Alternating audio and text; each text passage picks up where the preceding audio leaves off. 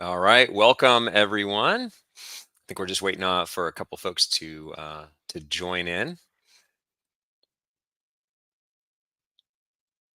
My name is Jesse Metters. I am the head of expansion at TechCompass, and I will be your moderator, host, and may try to throw in an occasional joke to make this interesting today. And I'm joined by our presenter, Ramin Lamei, who I will formally introduce here shortly. Ramin, thanks for taking the time to give this workshop today. Yeah, for sure. Happy Friday, guys.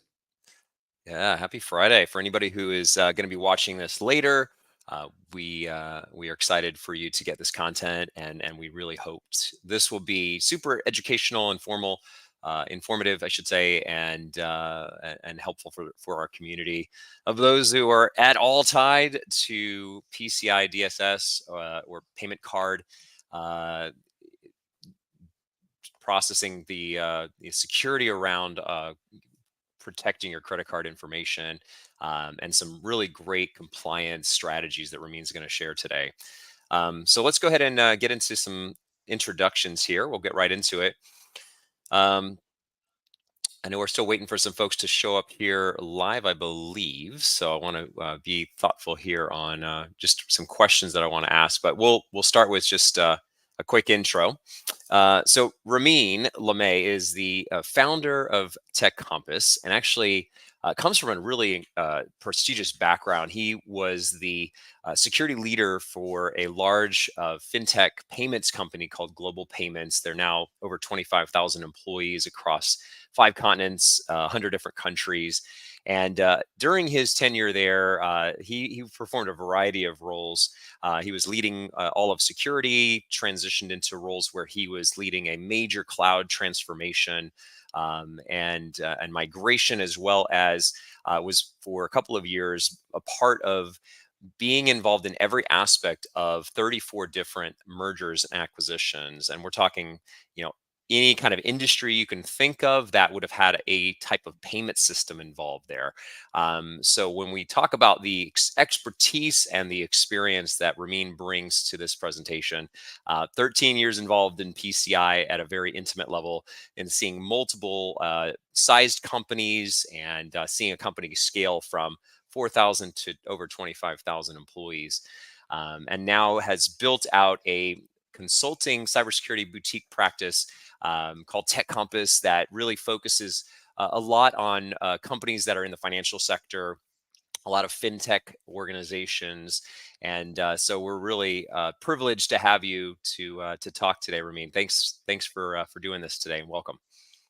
Yeah, thanks, Jesse. I appreciate that intro, and excited to really just bring my background and experience towards a strategy towards the new version of compliance that's coming out this year, and see if it could be of use to people.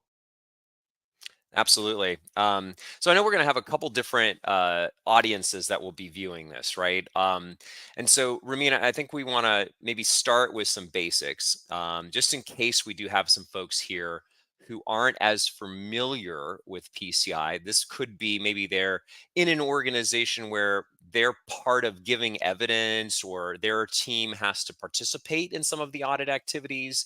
They may be a security leader who, is kind of heading up PCI and wants to learn some strategies to prepare and put their organization in a place to build a strong compliance strategy to adapt to all of these new changes in 4.0. Or, you might not even be sure if your organization is under PCI.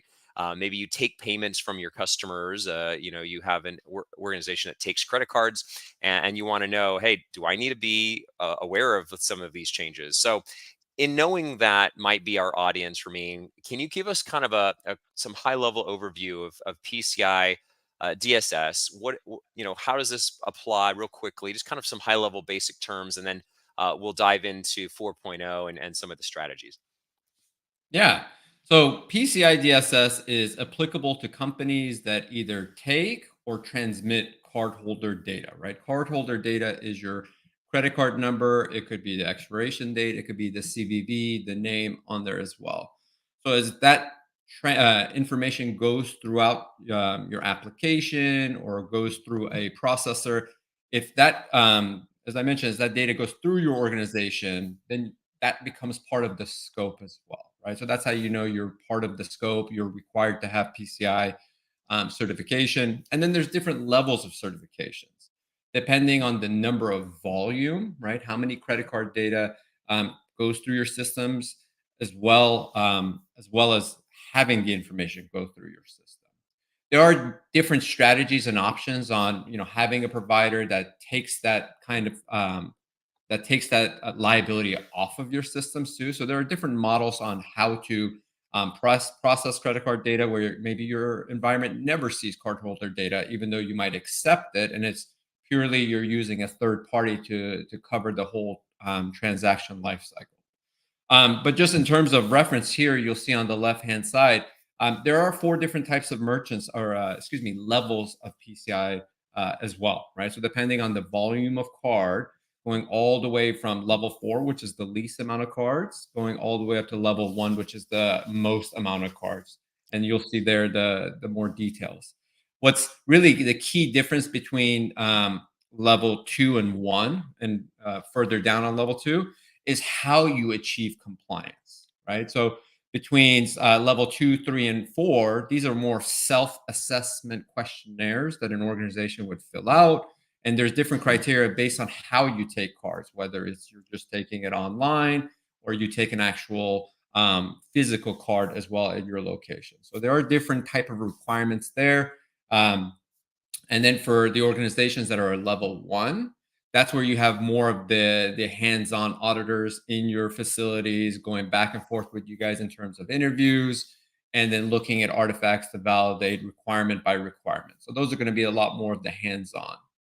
And then you'll see on the right-hand side, we wanted to kind of capture some key dates, key information about PCI 4.0. So if you're not too familiar with PCI, a new version was released, and this has been coming for a while. It's been in flight for many years, as the PCI Council has been trying to really more adapt their controls towards modern technologies and have their controls be more applicable to all types of organizations, and having more of an adaptive compliance framework. And that's really what 4.0 is. So it takes more into account like a cloud model, SaaS services that also can be part of your environment. And really key dates here are at the end of March. So at the end of Q1 this year, PCI 3.2.1, which is the existing framework, gets retired. So any organization that is looking to either achieve for the first time or renew beyond that date will be expected to then go into 4.0. 4.0 is kind of split up into there's two types of new requirements of 4.0. So one set of requirements from day one, once 4.0 is applicable, are going to be required. And then they also have some new requirements that are more in a provision type of state for about a year, where you'll see at next year around the same time, end of Q1, April 1st of next year, those new sets of requirements are going to go into what's called like enforcement mode, where they will hold you to it. It will no longer be something that they're advising you on or recommending you have. So, really in short, what that means is they're giving you time to be able to adapt to some of those new controls. And there are some new requirements that we'll kind of talk about at a high level that are going to be more impactful as you guys look at your strategy, as you think about how to meet these new requirements. Great. Well, I want to also mention to the audience that's live with us, please put in your questions to Ramin on the comment section. And then we are definitely going to spend some time at the end going through questions and make sure we answer as much as we can.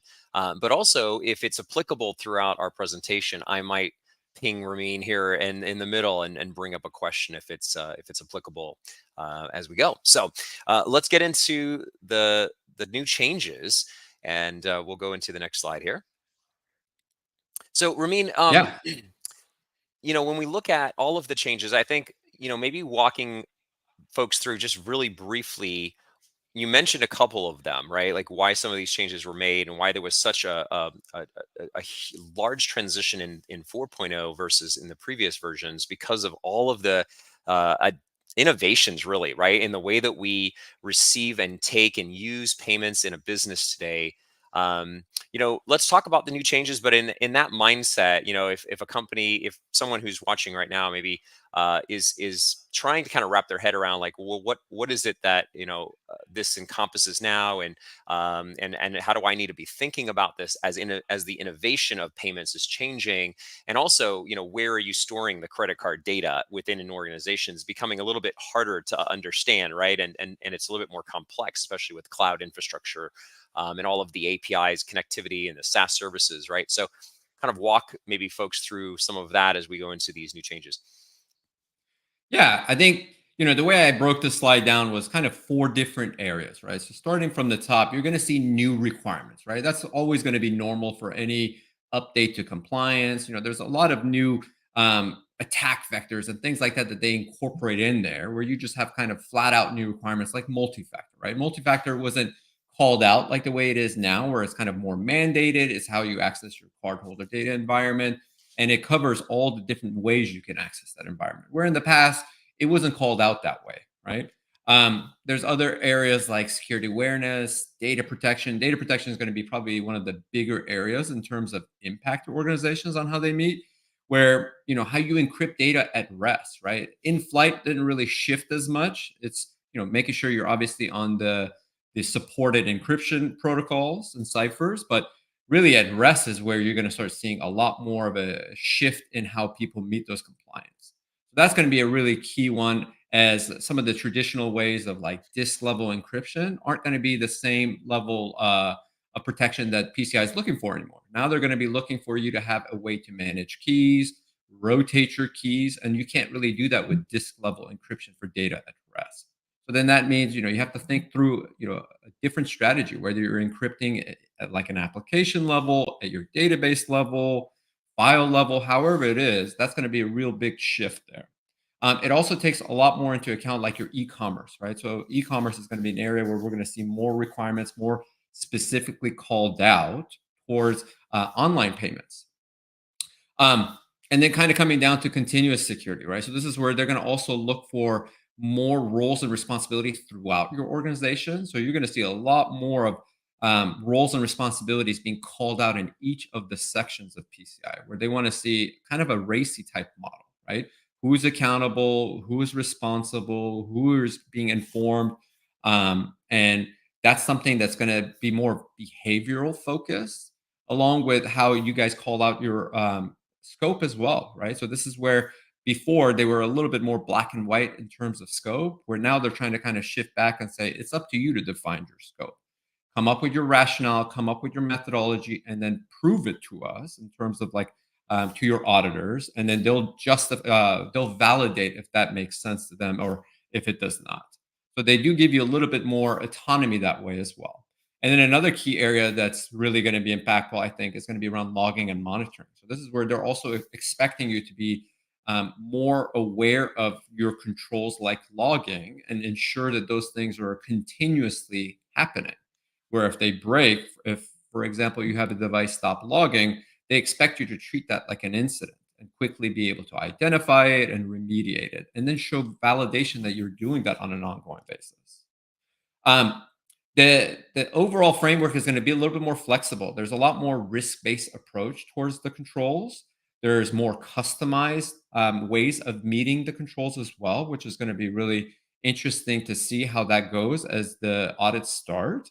Because basically, what it means is, hey, I'm using this SaaS platform. This is in maybe Microsoft Cloud or Google Cloud, and here are how I'm meeting the different requirements of PCI. So instead of them specifically spelling out for a cloud SaaS platform what's expected, they're looking for you to kind of define that and do a risk type of assessment and then justify your controls. And then that's what you would then present to them in terms of how you're meeting your controls. And the final section here is around validation. So validation is going to be an area where I think we're going to spend a lot more time with the auditors around scoping. We already kind of talked about, making sure that the scope is correctly captured, and we'll have a slide in a minute to go a little bit deeper into that as well. But a lot of organizations want to minimize their scope, right? So that their entire environment is not in the compliance audits. There are opportunities to do partial assessments as well, and then testing procedures. This is where they're going to want to see more procedures called out for all the different requirements, and you're testing these as an ongoing basis. And then that's where the validation is going to come from in terms of the audit itself. So let's talk about scoping. And in the past, Ramin, have organizations had to do a lot of this themselves, or was it really clearly defined what the scope already needed to be? Like, is this kind of new for organizations to have to kind of do their own scoping a little bit more? I think it gives more control for scoping. Okay. I think some of the challenges that I've seen in the past, especially with smaller and medium-sized organization, is they don't really they don't really have the time to figure out what the impact of the scope is, and a lot of times they kind of just have it relatively be most of their production environment, right? With 4.0, I think it gives more opportunity to kind of carve out your scope for your environment, and it's very clear about what requirements you need to have in place to call that separation of those environments, right? So when you do have what's called a cardholder data environment or CDE environment, there's very specific controls that they expect to see around it, right? So think about it like a fence, right? There needs to be a fence, there needs to be a door, and it needs to be locked, and there only needs to be certain ways that traffic can come in or users can connect with that network. So given the new framework, it's going to give you a little bit more autonomy on how you define your scope and then be able to justify it that way. But in short, anything in terms of your systems that um, cardholder data goes through in terms of whether it's a web application, whether it's a firewall, a network device, and then any of those systems that are connected to those systems that are also supporting it in terms of like a network control or antivirus. Those are also all part of your scope as well. So that's where it can get tricky, and sometimes smaller organizations don't spend the time and effort to carve out CDE in a separate environment because it can also get very expensive, right? Imagine having separate controls for your CDE environment than the rest of your environment. Larger organizations are going to be able to do that because it will limit their scope, and it might be, it might make the process a lot more smooth. And in terms of controls, it's going to be a lot lighter than having your entire environment. And that's really where segmentation comes into as well, right? So how you're properly segmented, making sure that these environments don't talk to each other, the controls don't talk to each other, and as we've talked about, the users, the people that are getting compliant can really drive that, right? It's the network diagrams, the data flow diagrams that are going to be really key. I can't tell you how many times I've seen organizations go through an audit and not have up-to-date data flow diagrams. And that's a really quick way to lose an auditor's trust at the beginning, right? The Yeah. second they sit down with you, they're going to ask to see your data flow diagram to really scope it, right? Understand how traffic comes into your environment, where it goes step by step, how it's protected throughout that, and then where it goes even outside your organizations and what vendors are involved, what third parties are involved, and how access is allowed there. So, when I think about scoping, I think this is an area where I would almost overinvest, right? Making sure that, we've thought through a strategy. We know exactly what our scope is. We've maintained kind of a strategy in terms of controls. And then it's about implementing those controls and auditing them to make sure that those are as you expect them to be. Yeah, I was going to say the other thing that you have told me, in some of your client interactions is actually start asking some questions of, well, why do we store this credit card data here? Do we have to store this credit card, right? Like, so controlling the fence, right? Like how big of an area the fence actually encompasses, right? Maybe you can kind of shrink that area by determining what information you could either outsource through a tool, right? I mean, think about like how many different ways there are now to process payments for e-commerce, right? When Stripe and companies like that have come up, it's very different, right? In the you're not necessarily the one that's storing. Like, how do you address that when you're talking with your clients? What are some of the questions that you're asking that you're finding folks are just not asking internally? Yeah. That's a really good question. And as I remember going through this many times with many different organizations when I owned these programs, and now as a consultant, really, trying to figure out the right strategy with each company I interact with, you're exactly right. Those are the questions that are key, right? So knowing who's using what type of data is going to be really important. I can't tell you how many times I've asked the question of, why do you store cardholder data? And they say, well, we need it for business reasons. But then I can't get a real clear answer on why that is.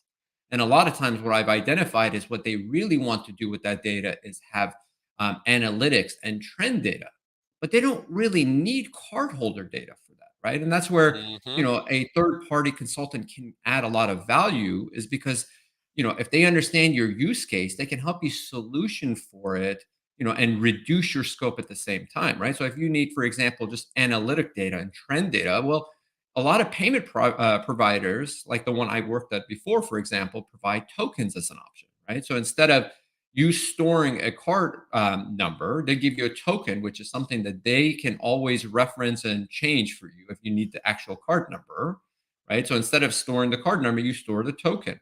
And that token, you can still, it's unique to each transaction, and it can still kind of be a placeholder for how you would use that, your use cases based on that, right? Whether it's for reporting, whether it's tying it to, how we're seeing trends, what type of cards, right? So you can still kind of pull out what you need in terms of your business logic there, but it's really going through those examples and understanding them, that are going to be key, right? And making sure that you're not just storing them to store them, right? Because, not only does it impact your compliance, but it also makes you more of a target, right?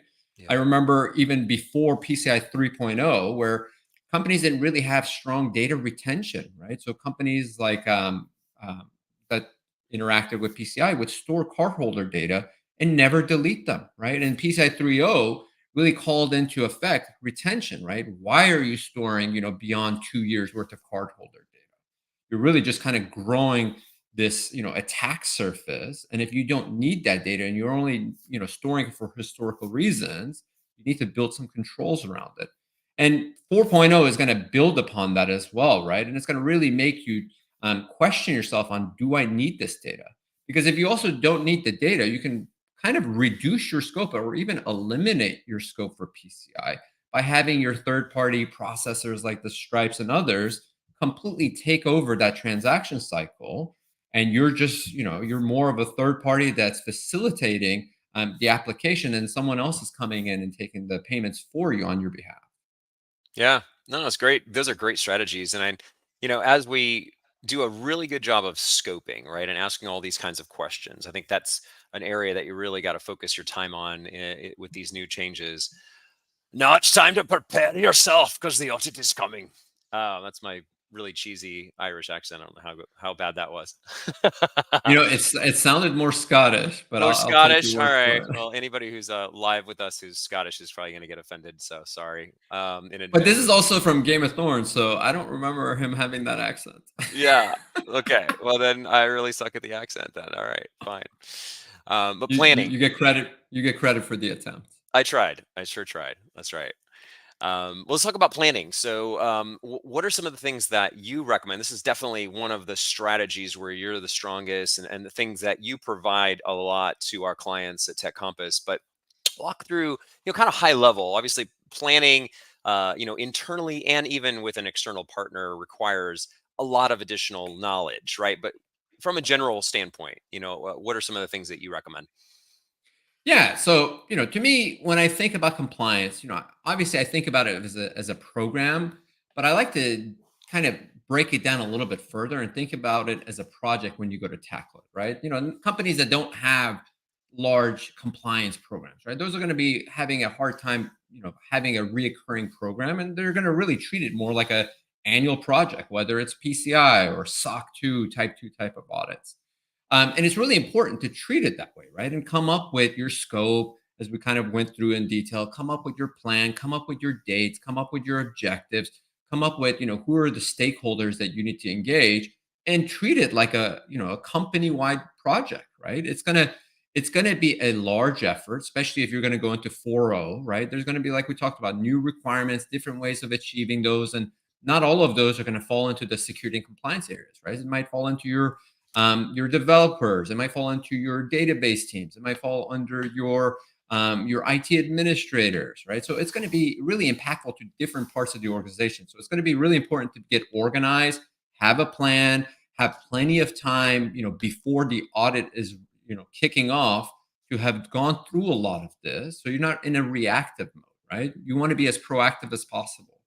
You want to consult experts, right? You want to have a strategy on what some of these changes are going to be. If you haven't gone through PCI ever, you definitely want to have a strategy, right? And if you've gone through 3.2.1, which was the last version, you want to have a strategy to address the 4.0 requirements, right? And that's really where you can, you want to build a strategy. It's good to leverage third parties to help you with that strategy. Sometimes some organizations like to use their QSAs, which are your qualified security assessors. These are your auditing firm that you're going to hire to have you go through the PCI process. Sometimes organizations like using them as consulting and as auditing. I don't recommend that, right? Because they're going to get a lot more under the covers of where you are in terms of being able to meet a requirement. If you're not near close, in terms of when you can do it, right? You're just kind of showing them more of the sausage making, right? And I prefer to kind of keep those two separate. But you want to get that perspective, right? Because the challenge is going to be, an area like encryption. It's not going to be one department in your organization that's going to just drive something like that, right? Something like that could be impactful to many different groups, right? So having those people in a room, having them be able to strategize with a third party that is an expert in that area, I think would be really key to come up with your strategy. And then lastly, as we kind of talked about treating it like a project, you really have to engage your entire organization, Yeah. all the way from the executives down, and be, really adapting to, the changes coming and getting them involved early, training them, holding them accountable, giving them a role into it, so that when the audit comes up, you don't have, kind of a single group going around and just querying people and say, hey, where's your procedure for this? Can I have an artifact? And then just moving on. In order to really get the right behavior going, you really need to engage your stakeholders early, keep them in the loop, continue to communicate, and really to do that as part of the project lifecycle is gonna really keep things organized. Yeah, absolutely. Well, now that you have a plan, we, need to talk through some strategies on implementation. I know the nice thing is that, PCI board gave some leeway, right, when it comes to the enforcement of these new controls, which could create some laziness on the organization's part, right, to kind of say, procrastinate, I would imagine, and do things at the last minute, knowing there's not a penalty. But when it comes to actually implementing this properly, what are some of the strategies that you kind of advise our folks that are watching, as well as normally with the clients that we're working with? Yeah, and I love the picture here, as it basically captures how every security person feels. I'm and the, sure and the every answer is CISO always feels no, that isn't way. it? It's always no. You're not ever really totally secure yet. Yeah, there's never an end goal, to No, keep the football reference going there, right? The touchdown, or the, what do you call it, the end zone, is always moving in security and compliance, right? So totally you can get close, but you can't really ever just go over it. not there yet. That's right. But Not there but I yet. think, this is where rubber hits the road, right? So you now have your project plan, you've now engaged the right people. This is where you now have to make changes in your environment, especially for 4.0, that some of the controls have evolved. There's some new controls as well, as we kind of talked about some of them, like encryption, where you have to give yourself, a leadway, right? If you're going to try to, for example, move away from how you encrypt data at rest and completely move towards a different direction, it might take you over a year to achieve that, right? Without impacting your existing, your organization, your ability to take payments today as well, right? So it's going to be really important to start by updating your requirements, right? So as you have your own policies and standards, a lot of times those are used throughout audits, whether it's PCI, SOC 2, and others, is how the audit goes as well, right? So there's mapping exercise that your QSA will do there, and look to see what your requirements are, and then what the PCI requirements are, And then they'll go through and look at your procedures and look at your artifacts. So it's going to be really important to update those early and be able to make sure that they're mapped to the actual PCI 4.0 requirements.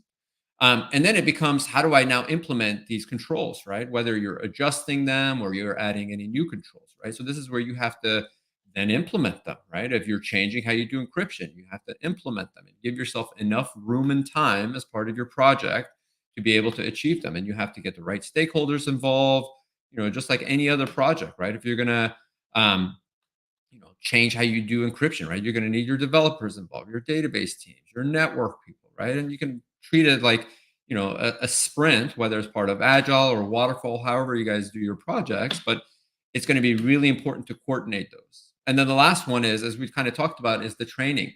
PCI does also offer ISA training. I think it's, I can't remember the exact acronym, but basically what it is you're certifying users in your organization to become more trained into PCI and the controls, and then you can hold them to be more accountable, right? My last company did a really good job about that, and they had somewhere around 100 different ISAs throughout the organization.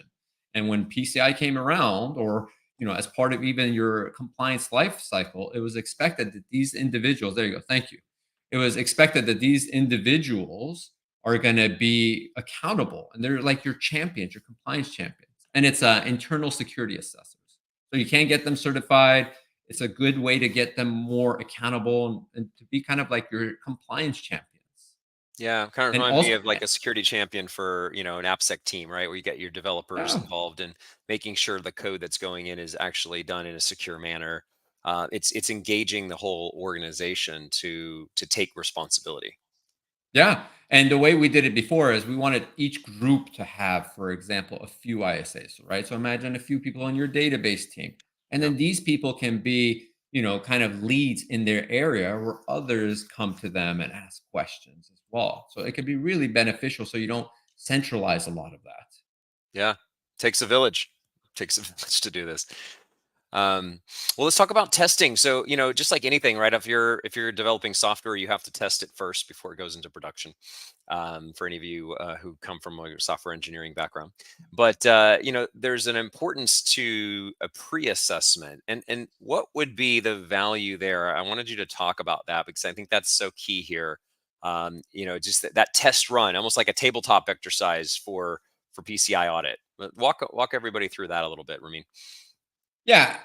You know, I want to kind of explain the definition here as well, right? Because I think it's key to understand it, and then you can understand hopefully the value, right? So when we say pre-assessment, the idea here is an organization, whether they do it internally or they hire a consulting firm or someone to help them kind of get ready, right? So it's almost like a readiness prep, Yeah, right? You don't want to find out through the audit cycle if you're meeting your controls, right? Because that's really a surprise, right? You have a lot shorter time window to remediate anything. And then you're also in front of your auditors going through that process, right? So it shows that you don't essentially have, your stuff together.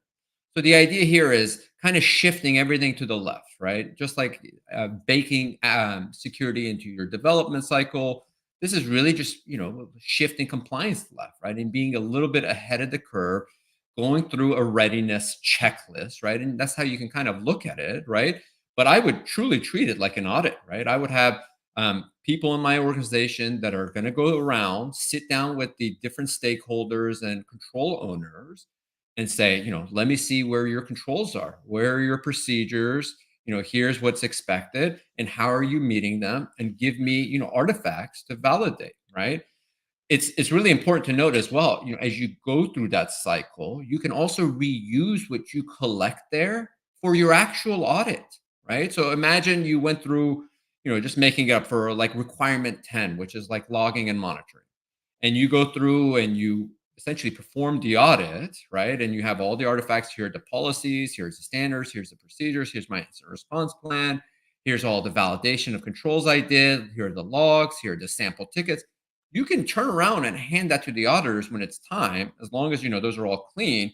And they might not ask you, for too much more. They might ask you for a little bit of additional information, but my point is you can reuse a lot of that as well, right? So that the audit itself, when it's going on, won't be as impactful. But anyway, so as you do the pre-assessment, it's going to give you an idea of where you are, right? You're going to get a gap list or a gap list so that you can identify, all right, I wasn't able to meet these. Here are where my gaps are. I found out all these things aren't logging, or all these systems weren't encrypted, blah blah blah, right? So you're going to get a list, right? And as you're treating this like a project, then you have a window that you're going to bake into your project plan to go address these gaps. And hopefully, you can do the pre-assessment earlier in your project plan so you know where things are. So you give yourself plenty of room to clean up before the audit itself starts, right? And the last bullet here is just fix the issues, right? It can't be more straightforward than that. Ramin, what do you see when you're working with an organization who is going to go through PCI and they're trying to organize with all these new standards? Where are the areas that you feel are kind of like the most common mistakes that are being made when they're going through this pre-assessment that come up? Like these are the gaps that you're seeing more regularly. Any kind of ideas of what to share? Yeah, I think that's a good question, right? Because in the past as well, with PCI 3.2.1, there was a little bit more room with how you met some of those controls. With 4.0, they're a little bit more black and white in some areas. Now, you still get the opportunity in defining how you're meeting those controls, right? So if you have a procedure, for example, for logging and monitoring, right? You still get the chance to kind of define how you do it and how you're meeting it. But this is where they're going to want to see more validation that you've been doing it throughout the year versus just one time. So I think for the controls that are expected that you have a procedure around them and you're be able to meet those controls on your own outside the audit cycle, where they're going to want to see, you're doing segmentation testing and how often you've done your vulnerability testing, and you're dealing with vulnerabilities.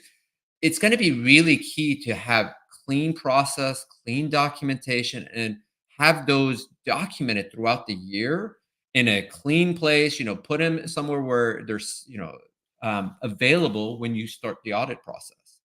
So, it's easy enough to have a firewall in place and, show a firewall rule, but, can you show that you do a firewall rule audit and you have evidence of that and have tickets that reference, where you address gaps or challenges, right?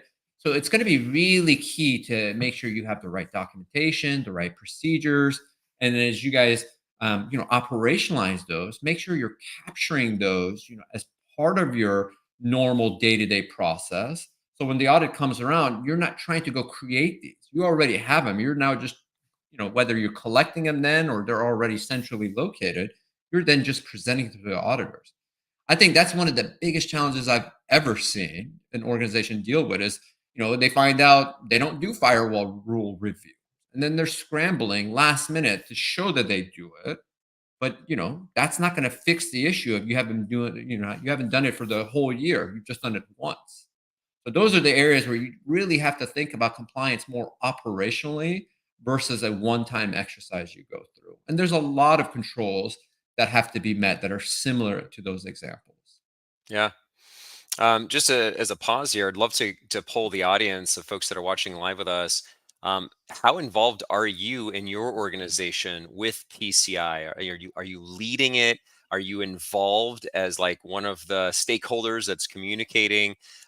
Is this, maybe you've joined an organization where you're leading security and they are under PCI and you're going to go through this for the first time and you haven't had to in the past, as an example. Just curious if we can get some feedback. We'll continue to go along, but I'll be looking for some comments for anybody who would like to share their perspective. So that especially as we get towards the end, with any questions that we might get. Well, the next step is where everybody kind of starts to get nervous. It's the audit, right? And like Forrest Gump says, you really don't know what you're going to get in an audit. There's a lot of unknown variables, but hopefully, with the testing portion of this process, right, of these strategies, you're going to be much more prepared and feeling more confident. You won't be in that position of feeling nervous. But let's talk through what's an audit going to look like. How is this going to be different, you think, When it comes to working with the auditors, are they changing some of the way that they approach working with with their clients? Choosing an auditor this time around, like, is that different? What are some things that you would talk about here, Ramin? Yeah. So going through an audit, anytime you go through an audit, you first start by you're hiring the auditing firm, right? So whether it's a SOC 2, PCI, HIPAA, it doesn't matter, right? A lot of times, the organization is finding the right auditor. And I would always recommend, vetting a few to figure out which one you think is going to be a good fit.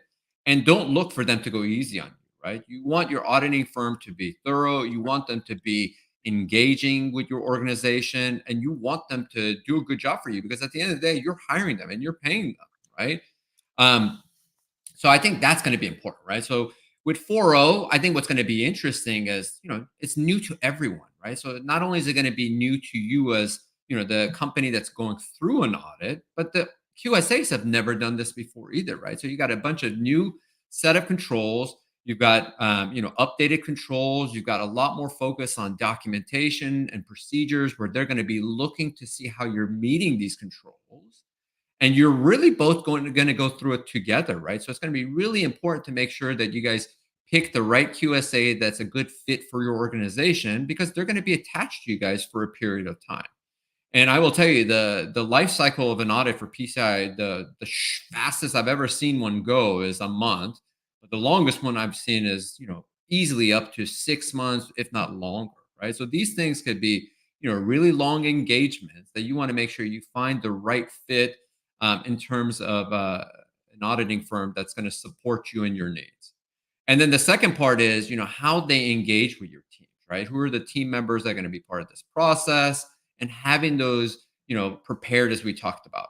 If you do go through the pre-audit process, the testing ahead of time, you're going to have a really, I would say, a more simple audit, right? Because you're going to have a lot of that information already collected. You're already going to have your policies, procedures, your stakeholders, and you're going to have a lot more of a smoother execution of the audit. So keep that in mind as well. So you'll be a lot more proactive if you go about it that way. And then really the last one is, no matter what you do, right, there's going to be something that auditor finds out, that isn't meeting their expectation, or something was overlooked. Give yourself, a window, give yourself time to address those. It's really important to build the right confidence with the auditors as well. So if you're more Yeah. prepared and you've already started with, the second they show up, here's all my policies, here's all my procedures, we've already gone through, and we've already gathered these artifacts, you're gonna you're gonna be building trust with them, right? So that's really important. So even when there are gaps, or there are things that they're working with you on, you want that trust built early. You don't want it, build up at the end, right? As you're going through remediation, your time window is going down, and it becomes crunch time. Yeah. Oh, that's great. Great tips. What are some of the, I guess, behavioral changes to creating success for an organization? I mean, it sounds like this is definitely a team effort, maybe even more than ever before. There's a lot of flexibility, which means it's a lot on you, the organization, to come up with your strategy. Um, what are some of the things that you are seeing, and you're advising your clients to create a good success track in going through this Yeah. process? Yeah, as I went through these 5 steps, I also wanted to call out kind of more the behavioral, you know, um, the things that impact behavior, right? That's where, hopefully we reiterated, you want to be proactive, you want to be collaborative, you want to be very organized. And to me, as I look at this list, these are all very important. They're all part of that, right? You want to get the right executive support, right? If your executives don't know how impactful, PCI is already, right? You want to educate them. You want to educate them on what are some of the changes. And by, treating it like a project, you're going to kind of create that feedback loop, right? So that they can see how the project's going, where are the issues? Where do you guys need help for them to remove roadblocks? We talked about scoping. Scoping is probably where I would spend most of my effort, just to make sure, we get that perfectly right. Um, Expert guidance, we talked about that as well, right? You don't want to find out at the last minute, hey, I thought I could solve encryption with this strategy, and now I'm surprised, right? Now that I'm going through the audit. Yep. Um, as we talked about the project, right? Hopefully it came out, it's the cross-functional teams that are going to be key, right? Just like any other um, delivery projects or programs, compliance is the same thing, right? It's going to impact your network team, it's going to impact your database team, your developers. So it's going to be really key to build a cross-functional team to be able to have ownership and skin in the game. Documentation, I think PCI 4.0 is going to be a lot more intensive in terms of what documentation they're looking at. We talked about the roles and responsibilities, your procedures, your policies. You got to have those, right? That's going to be really key to not only, keeping yourself organized to go through this process smoothly, but also how you built the relationship with your QSA, right? If they show up and you're scattering and trying to find these documents, it's going to show them that, right? They're going to start having some doubt about your ability to execute right away. And as we talked about, it's not just documenting how you do it, but you're documenting how you're operationalizing it, right? And having those artifacts available as well. Vendor compliance. I can't stress this one enough, right? So as you're operating in the cloud, as you're working in Salesforce, as you're working on all these different platforms, they're all part of your scope now, right? So whether Wow. you're in AWS or, as I mentioned, even SaaS type of platforms, they will be part of your scope. And if they're not on PCI 4.0 and you're expected to meet PCI 4.0, you're going to have challenges there, right? Some of the bigger companies like the AWS and others are already going to start going through this and quickly have their documentation to support you. But maybe the smaller vendors won't. Maybe the managed service providers won't, right? So this is where you have to really spend the time to figure out the scoping section. Who's going to be impacted? What kind of connection do they have to your environment, to your controls, um, and access, right? And be able to make sure that they are also part of your scope and how you're treating this compliance. Training, we've covered in depth. Self-assessment, right? Having a clear way of being able to assess yourself, making that something that's repeatable is always key. Ongoing monitoring, right? So that's really more the operational side that we talked about, right? Not only do I have procedures, but those procedures are being met on a regular basis, and people own those actions. And then really the last one we didn't talk about yet is a post audit action plan, right? So it's Mm, always great when we can get through an audit and it's moving a mountain, but it doesn't stop there, right? What did you learn after this process, right? And how can you make things better next time, and creating an action plan and then executing it, right? Give everyone a short window to rest and recover and get back to BA business as usual, but then have time before the next audit cycle to make those improvements so that you can be more efficient the next time you go through, right? That's that continuous improvement mindset.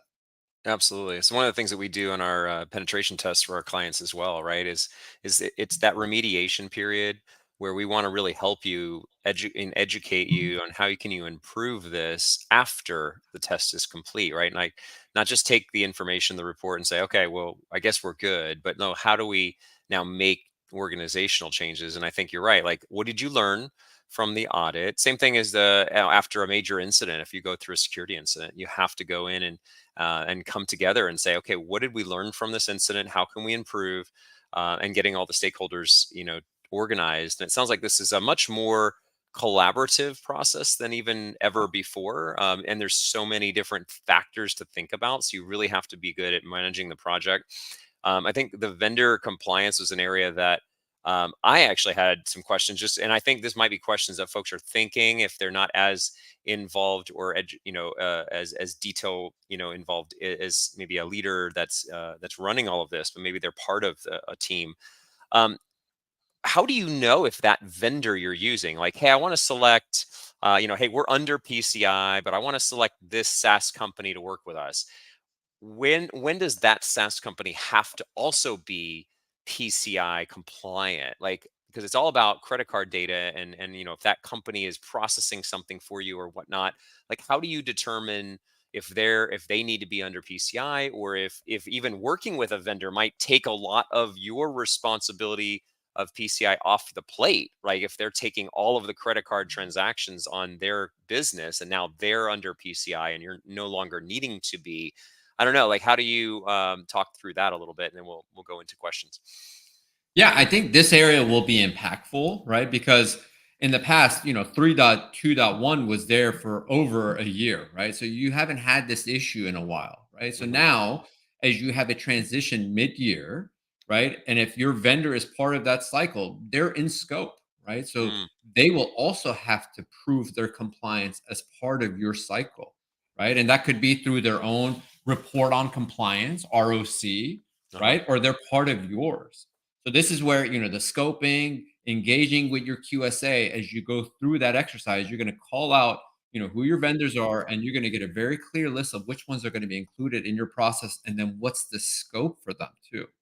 So Hmm. it's going to be really important to go through that scoping, that pre-planning, and then engaging those vendors to make sure that they're aligned to what your needs are ahead of time, right? You don't want to surprise them in the audit cycle and say, "Hey, here's all the things I need from you. And by the way, do you have a, report on compliance you can give me? And is it cover 4.0 by any chance?" Right? So this is where you really got to be ahead of it, because I think it will be tricky. I think you're going to find bigger companies where you're going to have almost no leverage, and you're going to be stuck waiting on them whenever they're going to achieve their compliance. And it might not be in April, it might be later in the year. And then you're going to have smaller companies where they're going to be more flexible to support you, but you have to engage them early so that they can plan for it and be able to execute just like you are. Yeah, very helpful. Well, that concludes our presentation portion of this webinar. I hope that this was really helpful for those of you that are involved at any level on PCI DSS, especially with all of the new changes with 4.0. Ramin, what are some of the things that you would leave the audience with? Especially, I mean, when we look at the services that TechCompass provides, and our division, with you leading that, it kind of really focuses around consulting and advisement for folks that are under PCI, especially fintech companies, right? That's an area that we really have focused on. But any financial organization that is under PCI, we can help. But what are some of the things that would require them to think about utilizing a service like us?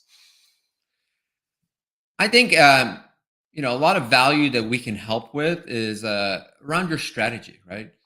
Let us be your guide to figure out, what your strategy is, be a sounding board, and especially as you're planning for changes in your requirements and how to meet them, that's an area where we can help significantly as well.